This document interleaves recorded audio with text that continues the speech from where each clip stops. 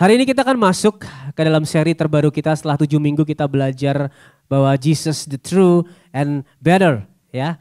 Kita akan masuk ke dalam eksposisi kitab Galatia. Saya beri judul Galatians, Grace Alone, Christ Alone. Tadi Yeril sudah kasih teaser dikit. Grace Alone, Christ Alone. Nah, selama 14 minggu ke depan kita akan belajar dari surat Paulus kepada jemaat di Galatia.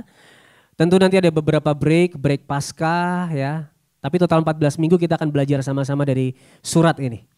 Nah, hari ini kita akan masuk ke minggu pertama, tetapi sebelum kita baca sama-sama teks kita hari ini, boleh gak sekali lagi kasih greeting, kasih salam yang paling manis ke sebelahmu, kanan kirimu, kasih greeting yang paling manis, yang paling indah, yang paling Kristen. Coba, gimana greeting yang paling Kristen ke kanan kirimu, ayo.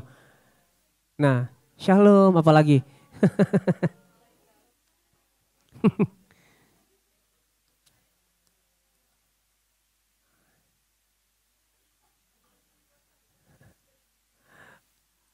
Oke, ini saya bukan cuma iseng saudara, karena ini ada hubungannya dengan firman Tuhan hari ini. Kenapa saya suruh memberikan salam saudara? Karena hari ini akan kita baca adalah salam pembuka dari Paulus kepada jemaat di Galatia. Nah, dari salam ini saya percaya kita bisa mendapatkan poin-poin penting yang akan mengubahkan hati setiap kita. Jadi kita akan langsung baca sama-sama Galatia 1 ayat 1 sampai 5. Saya mau ajak Bapak Ibu Saudara untuk membaca yang berwarna biru atau yang genap. Saya akan bacakan yang ganjil. Ya, kita baca sama-sama ini firman Tuhan Galatia 3 ayat 1 sampai yang kelima. Dari Paulus seorang rasul, bukan karena manusia, juga bukan oleh seorang manusia, melainkan oleh Yesus Kristus dan Allah, Bapa yang telah membangkitkan dia dari antara orang mati. Dan dari semua saudara yang ada bersama-sama dengan aku, kepada jemaat-jemaat di Galatia. Kasih karunia menyertai kamu dan damai sejahtera dari Allah Bapa kita dan dari Tuhan Yesus Kristus yang telah menyerahkan dirinya karena dosa-dosa kita untuk melepaskan kita dari dunia jahat yang sekarang ini menurut kehendak Allah dan Bapa kita. Baginya lah kemuliaan selama-lamanya. Amin. Demikianlah firman Tuhan. Nah, saya ingin tanya saudara, tadi siapa yang ketika memberi salam sambil memperkenalkan identitasnya? Atau Yoses tadi mungkin ya. Shalom, saya Yoses, co-ownernya Micue. Saya dan seluruh keluarga besar Micue mengucapkan Happy Sunday. Tuhan Yesus memberkati. Jangan lupa minum susu supaya sehat selalu. Enggak ya saudara, enggak ada yang memperkenalkan diri saudara. Tapi di sini Paulus membuka salamnya dengan mengatakan dari Paulus. Seorang rasul, bukan karena manusia, juga bukan oleh seorang manusia, melainkan oleh Yesus Kristus dan Allah Bapa yang telah membangkitkan dia dari antara orang mati. Dan dari semua saudara yang bersama-sama dengan aku kepada jemaat-jemaat di Galatia. Panjang saudara salamnya. Dari Paulus, dia siapa dan kenapa dia bisa menjadi seorang rasul. Dia berikan dengan jelas identitasnya. Nah, tujuannya tentu bukan untuk berkenalan, bukan untuk promosi saudara, apalagi membanggakan diri. Karena saya percaya jemaat-jemaat di Galatia sudah mengenal siapa itu Paulus. Jadi kenapa Paulus melakukan itu di salamnya? Nah saudara, untuk mengerti alasan Paulus kita perlu belajar sedikit tentang latar belakang ditulisnya surat kepada gereja di Galatia. Nah, surat Paulus kepada jemaat dari Galatia ini adalah sebuah respon akan adanya kesesatan yang sedang berkembang di Galatia. Ada sebuah kelompok saudara di Galatia yang disebut kaum Yudais atau Judaizer. Dan mereka ini adalah orang-orang Kristen Yahudi yang mengajarkan bahwa orang Kristen, terutama yang bukan non-Yahudi, harus menaati hukum Musa, termasuk harus disunat, termasuk peraturan Taurat lainnya untuk benar-benar diselamatkan. Jadi mereka berkata yang diajarin Paulus itu enggak lengkap. Ya benar, kita harus percaya Yesus, tapi itu enggak cukup. Kita harus tetap disunat untuk selamat. Kita harus tetap melakukan ini dan itu untuk selamat. Jesus is not enough. Mereka berkata seperti itu. Jesus is not enough. Dan Paulus melalui surat ini ingin menentang, mengcounter ajaran ini dengan keras. Ia mau menegaskan bahwa keselamatan hanya melalui iman kepada Yesus Kristus dan bukan ditambahkan perbuatan. Dan ajaran kaum Yudais ini menyimpang dari Injil. Ini membebani jemaat yang akhirnya tidak bisa merasakan kebebasan di dalam Kristus. Oh, apakah berarti aku harus menambahkan perbuatanku untuk tetap selamat? Nah, bukan hanya Injilnya diselewengkan, tetapi orang-orang Yudais ini mempertanyakan otoritas kerasulan Paulus. Mereka berkata Paulus ini tidak seperti Petrus atau Yohanes yang berjalan bersama Yesus melayani. Makanya ajarannya nggak benar, makanya ajarannya nggak lengkap. Mereka berusaha membelokkan Injil, mengubah Injil dengan cara mendiskreditkan orang yang memberitakan Injil kepada mereka. Mereka berkata Paulus ini nggak lengkap pengajarannya, ia tidak kredibel untuk menjadi seorang rasul.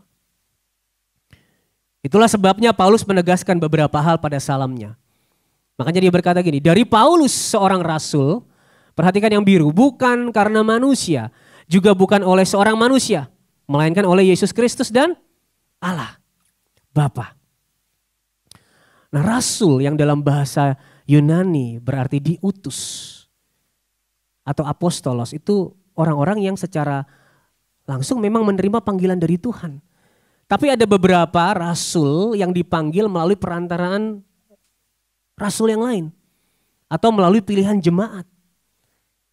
Tapi Paulus berkata ada yang lebih dari itu mengenai dirinya. Paulus berkata aku adalah rasul yang diangkat bukan oleh manusia, bukan karena manusia. Ia mengatakan ia diutus oleh Tuhan sendiri. Ia tegaskan bahwa ia rasul oleh Yesus Kristus. Ia menegaskan bahwa Tuhanlah yang memanggil dia. Nah saudara, ini sebelum kita lanjut ini penting banget bagi kita. Kita sering lupa kalau melayani itu adalah panggilan Tuhan. Bukan dari manusia. Dan itu bahaya. Kenapa? Karena kalau kita lupa bahwa pelayanan itu adalah panggilan Tuhan dan bukan manusia. Ketika kita tidak mendapatkan approval dari manusia, kita akan quit pelayanan. Kita akan berhenti pelayanan. Ya kita cuma melayani untuk memenuhi kepuasan kita. Kalau kita nggak dipuaskan hatinya, oh ya udah aku nggak melayani lagi. Kita melayani untuk mengisi waktu luang. Kalau kita udah sibuk lagi, gak usah pelayanan lagi. Kita melayani untuk melarikan diri dari beratnya pekerjaan selama weekday, Senin sampai Sabtu, Jumat. Kita melayani di hari Minggu untuk mengisi diri kita. Tapi kalau kita ingat bahwa pelayanan adalah panggilan Tuhan, maka kita tahu bahwa pelayanan adalah memberi diri. Seperti Yesus yang melayani dengan memberi dirinya di kayu salib bagi kita. Kalau kita ingat itu saudara, apapun tantangannya, saudara dianggap atau enggak, saudara mendapatkan approval dari manusia atau enggak. Saya percaya dalam anugerahnya, dalam kasih karunia-Nya, kita akan terus dikuatkan untuk melayani. Dengan mengingat bahwa pelayanan itu panggilannya Tuhan, bukan manusia. Oke, kita lanjut ya. Perhatikan yang coklat sekarang. Yang telah membangkitkan dia dari antara orang mati. Ini penting sekali untuk ditekankan. Bahwa Yesus telah bangkit dari antara orang mati. Kenapa? Karena ini menegaskan meskipun Paulus tidak sama seperti para rasul yang hidup bersama dengan Yesus. Yang berjalan dalam kehidupan Yesus, melihat penderitaannya, kabur waktu disalib. Ya. Tapi Paulus berkata, aku gak lihat Yesus waktu hidup, aku tidak bertemu dengan Yesus ketika dia menderita. Tapi aku bertemu dengan Yesus yang bangkit. Ini berarti Paulus gak menerima Injil dari manusia, tapi dari Yesus sendiri. Banyak saksinya saudara. Dan selain menegaskan kredibilitasnya, Paulus juga menegaskan bahwa yang ia ajarkan adalah dari Tuhan Yesus sendiri. Tuhan Yesus bukan yang mati, yang bangkit. Ini sebuah pembuka yang spektakuler saudara menurut saya. Paulus menegaskan bahwa kebangkitan Kristus adalah satu peristiwa penting bagi kekristenan. Kalau Kristus gak bangkit maka sia-sialah kepercayaan kita. Tapi karena Kristus telah bangkit itu berarti yang kita percaya adalah kebenaran. Dan itulah kenapa para pengikut Kristus rela memberikan dirinya, rela kehilangan segalanya untuk pengabaran Injil karena mereka tahu yang mereka ikuti, yang mereka percaya adalah kebenaran. Karena Yesus Kristus bangkit. Saudara. Dan kebangkitan Kristus ini, wah ini juga sebuah langsung serangan yang spektakuler untuk para penyesat yang berkata bahwa pembenaran itu berdasarkan perbuatan kita, Yesus plus perbuatan kita. Kenapa? Karena kebangkitan Kristus juga merupakan jaminan kebenaran kita. Melalui kebangkitan Yesus Kristus kita mendapatkan jaminan pembenaran. Inilah yang dimaksud Paulus menyebutkan bahwa Kristus telah bangkit. Seolah-olah ia ingin berkata jaminan pembenaran kita adalah kehidupan, kematian, dan kebangkitan Kristus. Bukan perbuatan kita. Yesus yang bangkit adalah jaminan pembenaran kita. Bukan perbuatan kita. Ini poin yang sangat kuat untuk melawan ajaran sesat.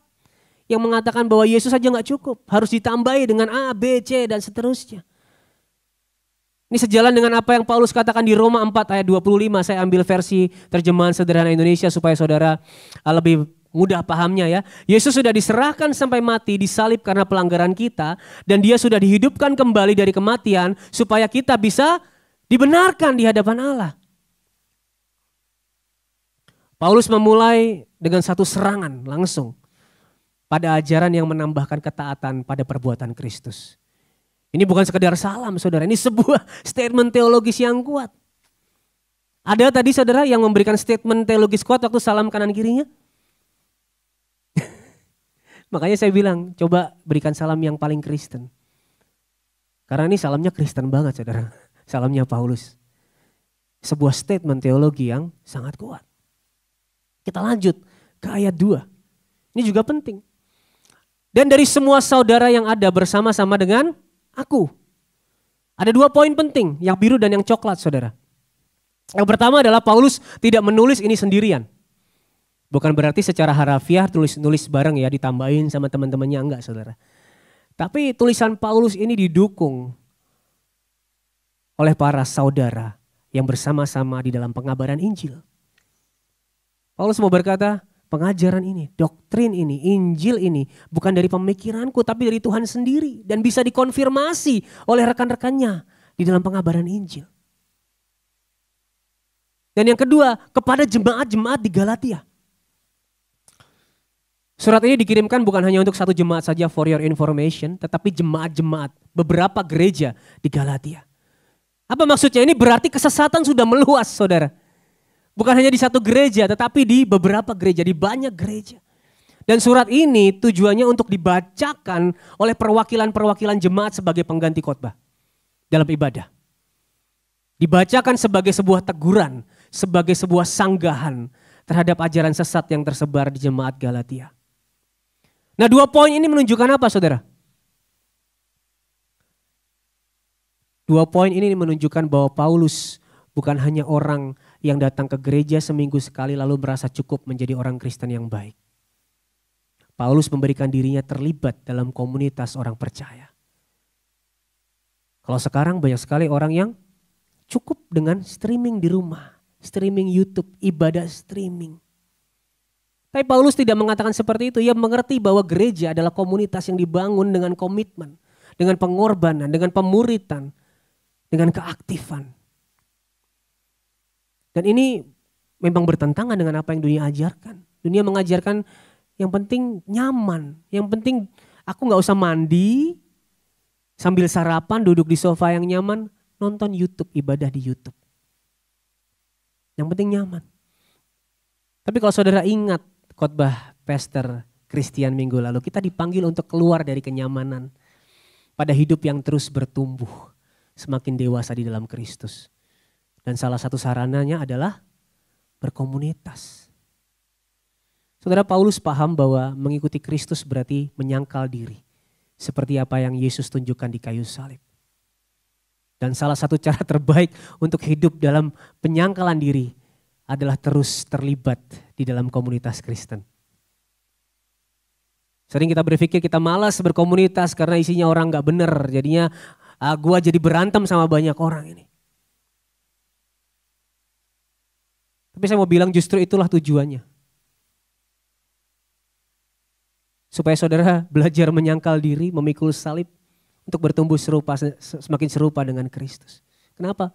Dalam komunitas kita belajar mengasihi, belajar menerima, belajar mengampuni. Kalau kita cuma jadi jemaat YouTube, siapa yang kita ampuni saudara? Pendetanya kalau salah ngomong, wah pendetanya belibet ngomongnya nih, tapi gak apa-apa aku ampuni. Atau WL-nya kalau salah lirik, nih liriknya salah nih gak hafal WL nih, tapi aku ampuni. Enggak kan saudara? Itulah tujuan utama kita di dalam komunitas. Saya beri pesan sponsor. Saya imbau untuk saudara yang belum bergabung ke YouCare untuk bergabung. Di situ saudara bertumbuh. Saling mendoakan, saling menajamkan. Banyak kekurangan tapi saling menerima. Banyak gesekan tapi saling mengampuni menuju keserupaan dengan Kristus. Dan ini bukan pesan dari saya.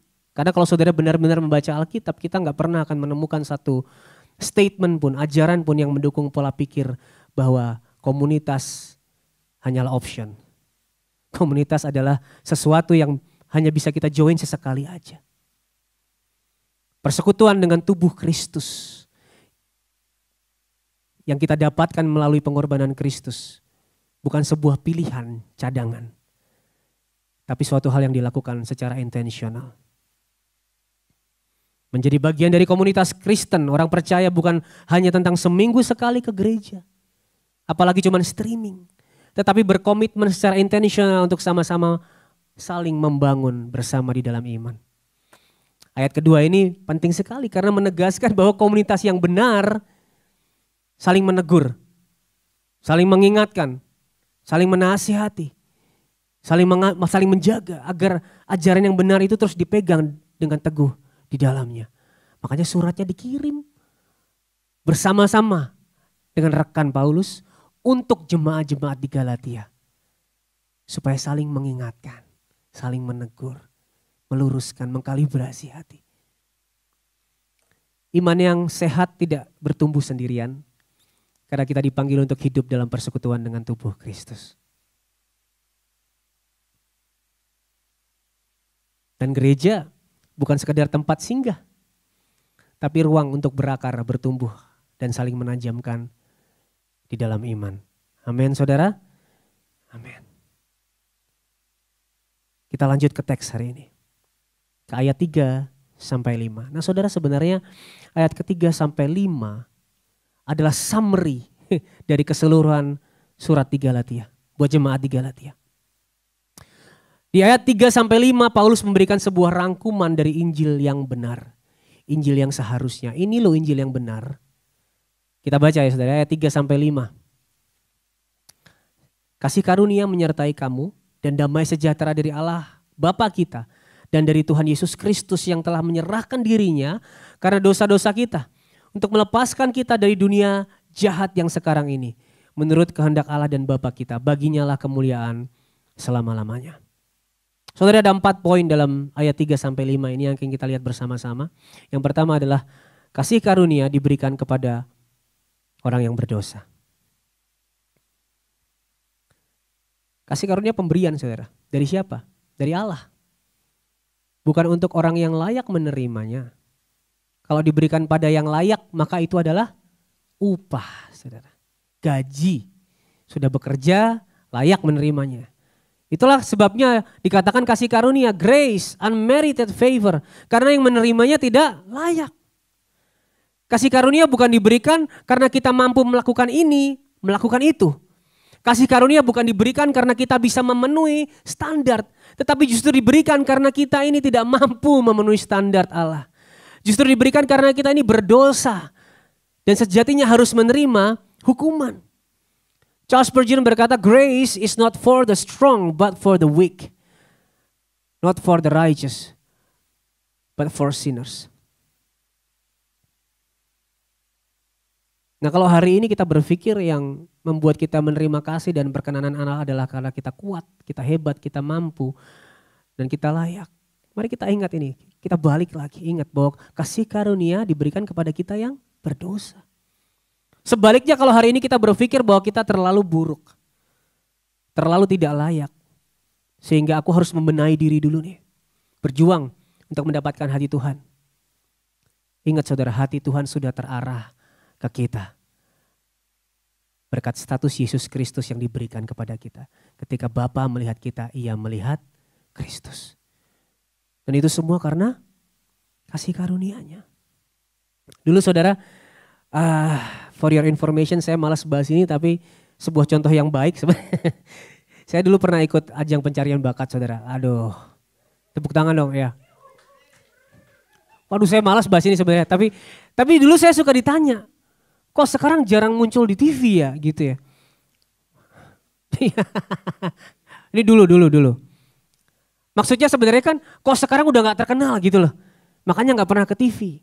Saya selalu jawab seperti apa saudara? Di TV itu kan cuman promo. Di promo kita gak dapet duit. Aku gak banyak di TV kok. Tapi aku show off air banyak. Dapat uangnya dari situ. Padahal off airnya juga jarang saudara. Kenapa saudara? Karena saya gak mau kelihatan jelek. Gak mau kelihatan lemah. Gak mau kelihatan rapuh saudara. Ada contoh lagi, seorang pernah cerita saudara. Saya ini pelayanan. Saya sudah menjadi WL sangat lama. Saya bilang Tuhan itu baik. Tuhan itu besar. Tuhan itu ajaib. Tapi kok hidupku gini-gini aja ya. Hidupku kok berantakan ya, aku kayaknya kok terpuruk banget ya. Terus dia berkata, apa Tuhan kau gak malu ya tiap minggu aku nyanyi Tuhan baik, Tuhan besar, Tuhan ajaib. Tapi nyatanya hidupku kok gini-gini aja, hidupku gak sukses. Let me tell you something. Tuhan yang kamu sembah menjadi sama dengan manusia, sama dengan kamu. Itu seharusnya yang bikin dia malu. Lebih malu lagi karena bukan di keluarga kerajaan tapi jadi anak tukang kayu. Tuhan yang lu sembah, literally ditelanjangi, disiksa, dihina, disalib. Seharusnya di situ dia malu. Tapi dia lakukan itu untuk menebus dirimu. Supaya kamu manusia yang hina karena dosa bisa jadi anak Tuhan. Supaya lu yang telanjang dan hina karena dosa bisa jadi berharga. Dia menebus kamu bukan pas keadaan baik. Dia menebus kamu pas keadaanmu lagi buruk-buruknya. Dia mengasihi kamu bukan pas kamu lagi keren, lagi jelek-jeleknya bro. Dia gak malu menerima dan memeluk kamu waktu kamu lagi kotor-kotornya. Kenapa dia harus malu? Cuma ketika kamu gak punya uang. Ketika kamu lagi terpuruk. Ketika kamu lagi gak goal projectnya. Itu yang malu lu bro sebenarnya. Gak mau terlihat rapuh di mata orang. Gak mau terlihat lemah di mata orang. Dan kita suka terbalik saudara, kita kira kalau kita lagi dalam kondisi terbaik, terus bilang Tuhan baik, Tuhan ajaib, Tuhan hebat, maka kita akan memuliakan Tuhan. Justru itu biasa saudara. Orang bilang Tuhan baik pas keadaan baik itu biasa saudara. Gimana gak bilang Tuhan baik gajinya 100 juta sebulan. Tapi ketika kita bisa bilang Tuhan baik, Tuhan ajaib, Tuhan hebat dalam keadaan yang bahkan tidak baik. Di situ justru orang bertanya kok bisa ya. Ini orang bilang Tuhan baik dalam keadaan yang gak baik. Orang akan tanya, orang luar akan tanya, kok lu bisa sih? Disitulah kita bisa jawab. Karena pas aku lagi hina-hinanya, Tuhan gak malu sama aku. Pas aku lagi kotor-kotornya di dalam Kristus, ia mengasihi aku, memeluk aku. Makanya aku bisa percaya di saat keadaan gak baik pun, dia pasti gak malu sama aku kok. Dia mengasihi aku, dia menerima, dia memeluk aku. Dan itu semua berkat pengorbanan Yesus di kayu salib. Makanya aku tetap bisa bilang Tuhan baik, Tuhan ajaib, Tuhan hebat. Karena dia berkorban bagi aku. Sehingga hari ini di dalam keadaan apapun. Dia menerima aku. Dia mengasihi aku, dia memeluk aku. Dan di situ orang akan dibawa melihat kepada Kristus dan salibnya. Di dalam kelemahan kita. Ada kasih karunia yang sempurna. Di dalam kelemahan kita, Tuhan dipermuliakan. Kita sering takut kelihatan rapuh, takut kelihatan lemah. Takut kelihatan lagi gak baik keadaannya. Karena kita lagi gak sadar justru kasih karunia itu diberikan karena kita lemah. Karena kita berdosa. Kenapa kita harus menutupi segala kerapuhan dengan topeng yang membuat kita kelihatan hebat? Karena di momen kita sedang menutupi kerapuhan kita dengan segala topeng. Sebenarnya kita sedang berkata, aku bisa menyelamatkan diriku sendiri. Aku gak butuh kasih karunia. Usaha dan pencapaianku cukup, makanya aku butuh sukses. Makanya aku butuh punya uang banyak. Padahal justru di saat kita mengakui kelemahan, mengakui kerapuhan, ketidaklayakan kita, disitulah kasih karunia-Nya menjadi nyata. Cukuplah kasih karunia Tuhan bagi kita. Sebab justru dalam kelemahanlah kuasa-Nya menjadi sempurna. Amin saudara. Mari kita sama-sama bersandar. Bukan di atas kehebatan kita yang kadang kita palsukan. Tapi bersandar pada satu-satunya yang bisa benar-benar menyelamatkan kita, mengubahkan kita. Kasih karunia Allah yang melimpah di dalam Yesus Kristus. Poin yang kedua. Kasih karunia diberikan melalui pengorbanan Kristus. Kalau kita berdosa dan seharusnya menerima hukuman, kenapa kita malah menerima kasih karunia? Karena Yesus Kristus telah menyerahkan dirinya membayar hutang dosa kita. Ia ambil tempat kita, ia berikan tempatnya bagi kita. Sehingga harusnya kita yang menerima murka Allah diperdamaikan dengannya. Orang sering bilang orang Kristen enak ya. Dapat keselamatan, dapat surga, dapat kasih karunia anugerah cuma-cuma. Memang cuma-cuma, memang gratis. Tapi gak murahan karena ada yang bayar dengan mahal. Namanya Yesus Kristus. Jadi kasih karunia yang diberikan kepada orang berdosa, kepada orang yang lemah, kepada orang yang tidak layak. Kenapa bisa diberikan? Karena ada yang memberikan dirinya untuk membayarnya. Namanya Yesus Kristus. Yang ketiga, kita dilepaskan dari dunia yang jahat. Perhatikan yang biru, sekarang. Kita bukan dilepaskan dari dunia yang jahat nanti ketika semua dipulihkan. Iya, kita dibebaskan seutuhnya ketika Allah memulihkan segala sesuatu. Namun sekarang pun kita sedang dan sudah dilepaskan dari dunia yang jahat. Dalam bahasa Yunani dunia ini berarti age atau zaman, bukan dunia secara harafiah. Yang bisa katakan adalah sistem yang menentang Allah. Nah, kita dibebaskan dari kuasa dosa sehingga hari ini kita tidak lagi diperbudak oleh dosa. Kita enggak hidup dengan cara dunia tempat kita tinggal karena kita punya raja yang baru. Karena kita sekarang adalah anggota kerajaan yang baru, kerajaan Allah. Kita diberi hati yang baru melalui pengorbanan Kristus sehingga kita enggak lagi hidup bagi dunia. Nah saudara, bayangkan seorang yang lahir dan besar di sebuah kerajaan yang jahat saudara. Yang di dalamnya semuanya korupsi, semuanya penuh ketidakadilan, semuanya kriminal. Hukum gak adil, kejahatan merajalela. Sejak kecil orang ini gak tahu ada hidup yang lain. Gak ada cara hidup yang lain. Dia kira semua orang harus hidup dengan cara seperti itu. Semua orang di seluruh dunia harus hidup dengan jahat. Suatu hari dia mendapatkan kesempatan luar biasa. Dia diberitahu ada kerajaan loh yang di dalamnya damai, adil, penuh kasih, gak ada yang jahat. Dikasih dokumen, lu tanda tangan ini. Kalau kamu tanda tangan, kamu akan menjadi warga negara kerajaan yang baik itu. Akhirnya dia tanda tangan. Saudara. Secara resmi statusnya berubah. Sekarang dia adalah warga negara kerajaan yang satunya, yang baik. Tapi dia masih nunggu saudara untuk pindah ke kerajaan satunya.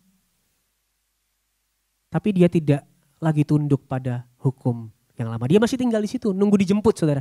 Tapi dia nggak lagi mengikuti hukum yang lama. Dia nggak perlu lagi mengikuti cara hidup yang penuh kejahatan. Karena dia sudah menjadi bagian dari kerajaan yang baru. Dia belajar hidup dengan aturan yang baru. Dia belajar untuk ngomong sesuai dengan cara kerajaan yang satunya ngomong. Meskipun kadang masih keceplosan ngomong kasar, tapi dia belajar. Oh bagaimana sih kerajaan yang baru itu berbicara orang-orang di dalamnya. Dia belajar untuk bagaimana beretitude sesuai dengan kerajaan yang akan dia datangi nanti, yang akan dia tinggali nanti. Meskipun kadang dia masih kebawa attitude selama dia tinggal di kerajaan yang jahat. Tapi dia belajar. Itulah artinya dibebaskan dari dunia yang jahat sekarang. Sebelum diselamatkan kita hidup dalam kerajaan gelap.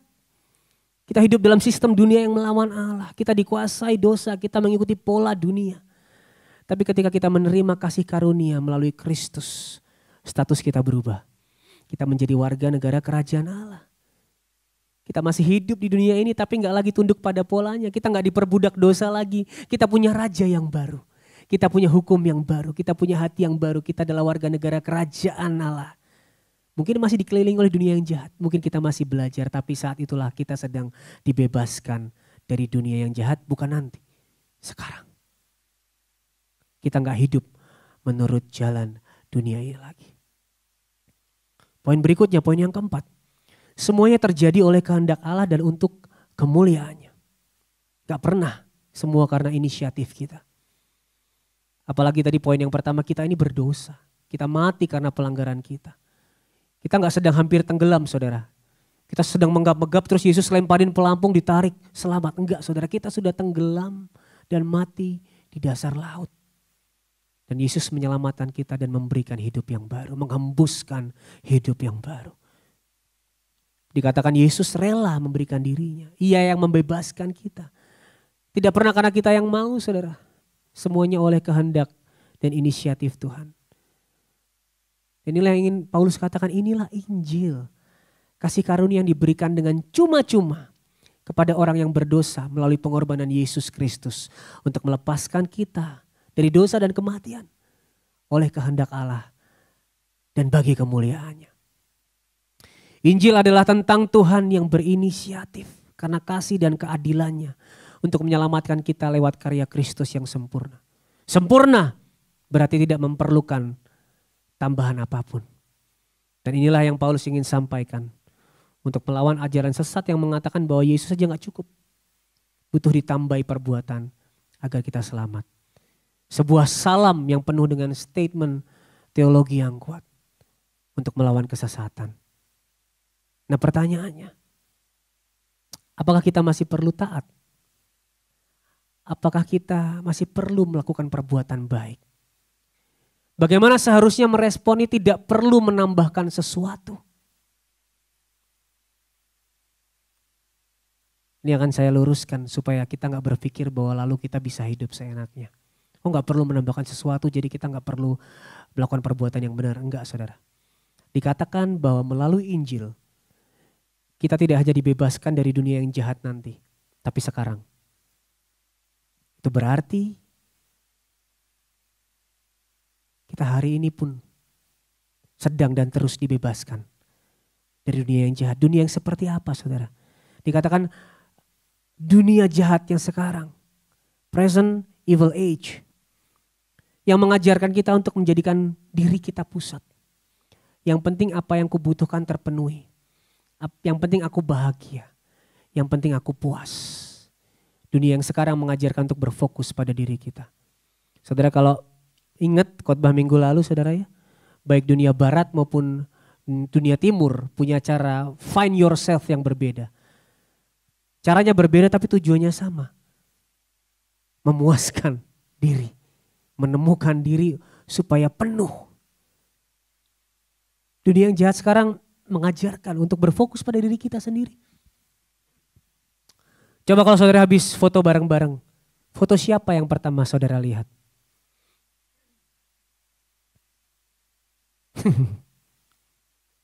Foto kita saudara ya. Mau yang lain cakep kalau kita jelek, wah kita gak akan repost saudara. Kalau kitanya keren, yang lain jelek, kita post berkali-kali. Kenapa? Karena kita mengikuti sistem itu, yang penting kitanya. Dan yang sedih adalah ini terjadi juga di gereja.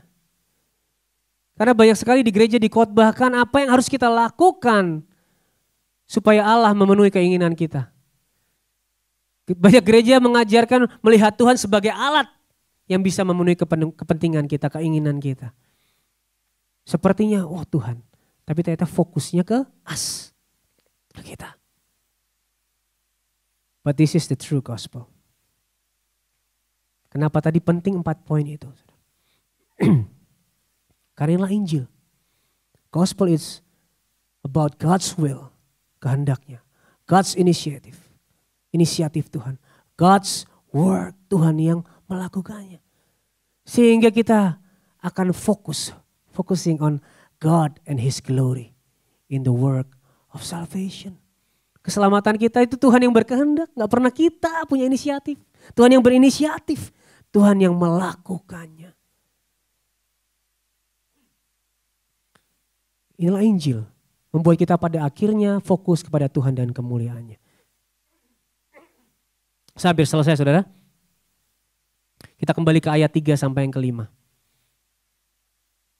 Saya gak perlu bacakan ulang saudara ya. Tapi kalau saudara perhatikan. Di tengah-tengah kasih karunia yang diberikan dan damai sejahtera yang diberikan kepada kita. Dan ayat 5, bagi Allah kemuliaan. Di tengah-tengahnya ada penyerahan diri Kristus. Yang menghubungkan kasih karunia. Dan our worship is the cross.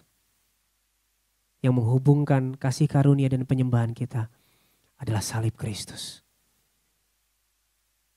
Makanya sangat ironis kalau kekristenan tidak mengkhotbahkan, tidak mengajarkan, tidak menyanyikan, tidak mengumandangkan salib Kristus. Karena itulah pusat dari segalanya.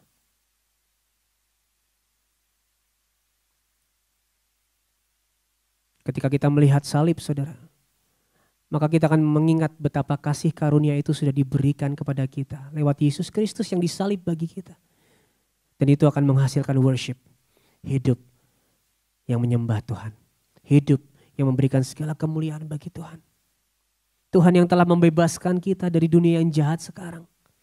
Kalau lihat salib kita akan ingat bahwa kita berdosa dan tidak layak, namun oleh kasih karunia kita menerima keselamatan melalui Yesus Kristus yang memberikan nyawanya bagi kita. Di dalam kehendak, di dalam kedaulatan dan inisiatif Allah. Itu akan membuat kita menyadari bahwa enggak ada satupun peran kita. Kecuali satu, pendosa yang diselamatkan. Enggak ada satupun peran kita di dalam ini. Karena semuanya according to the will of God. Yang melakukannya Kristus di kayu salib. Dan melepaskan kita dari dunia yang jahat. Peran kita cuma satu, berdosa saudara. Kita ini pendosa yang diselamatkan. Ketika memandang salib dan mengingat ini akan lahir penyembahan dari hidup kita.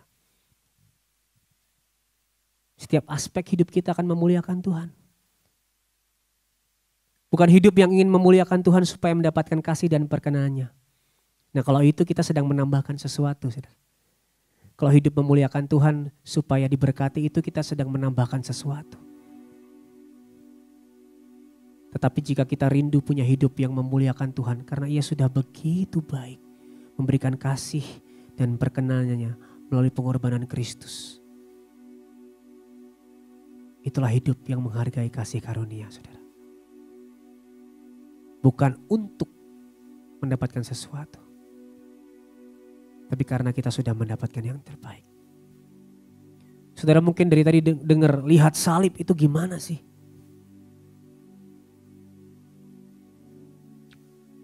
Mungkin kita sering dengar istilah ini pandang salib Kristus kayak gimana sih? Saya akan tutup dengan beberapa contoh saudara. Dalam hubungan suami istri ketika kita bertengkar. Biasanya apa respon kita? Kita merasa paling benar. Kenapa bertengkar? Karena kita gak mendapatkan apa yang kita harapkan dari pasangan kita.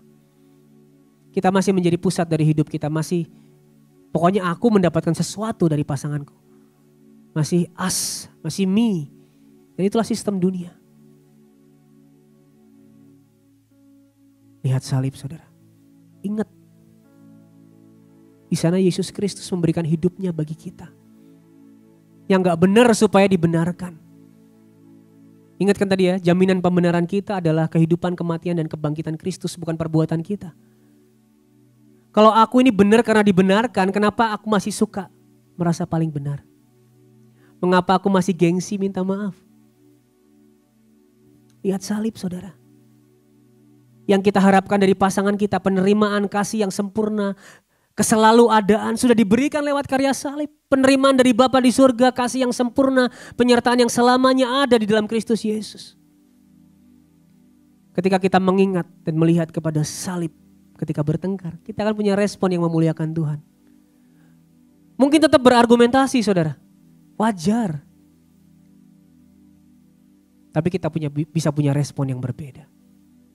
Selama ini mungkin gengsi minta maaf, tapi kalau kita ingat, oh aku dibenarkan.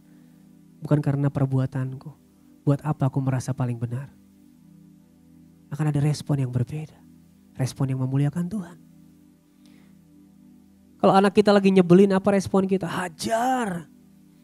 Kamu ya papa mama sudah berikan semuanya, bayarin kamu sekolah, kasih kamu makan. Tapi kamu kurang ajar. Fokusnya kemana saudara? Ke papa mama? Sudah. Fokusnya masih tentang kita. Tapi coba saudara lihat salib. Di sana Yesus Kristus memberikan segalanya. Agar kita diangkat menjadi anak Bapa di surga. Semuanya sudah diberikan tapi kita masih sering kurang ajar. Lihat salib. Maka kita akan diingatkan meskipun kita sering nakal tapi Bapa di surga tetap mengasihi kita. Bukan karena kitanya. Tapi karena Bapa melihat Kristus. Kalau saudara pandang ke salib.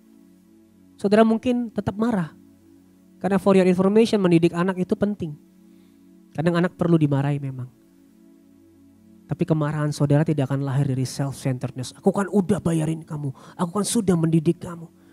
Tetapi lahir dari kasih yang saudara sudah terima di dalam Kristus. Aku mengasihi kamu. Makanya ayo nurut sama papa mama. Dan di situ saudara memuliakan Tuhan. Bahkan di dalam didikan saudara ke anak. Ketika keuntungan bisnis meningkat, apa respon kita? Ini loh aku rajin, aku hebat.